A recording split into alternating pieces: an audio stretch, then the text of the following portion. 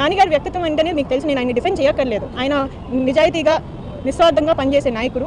అటువంటి వాళ్ళని వదులుకోవడం అనేది it's not our mistake, it is somebody else's mistake. కానీ ఇట్స్ ఓకే, మేము ఎవరిని కూడా తప్పు పట్టం, అందరికీ కూడా న్యాయం జరగాలనేదే మా కోరిక. కానీ మమ్మల్ని నమ్ముకుని ఉన్న వాళ్ళ గురించి మేము కూడా ఆలోచించాలి.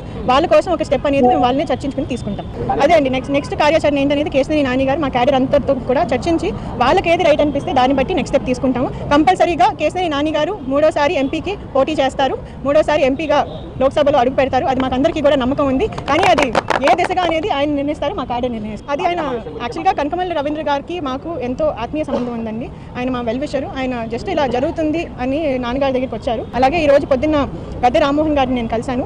నేను నాకు చిన్నప్పటి నుంచి కూడా మా అంకుల్ లాగా, ఎందుకంటే చిన్నప్పటి నుంచి వాళ్ళ ఇంట్లో నేను పెరిగాను, వాళ్ళ ఇంట్లో ఆడుకునేదాన్ని నేను.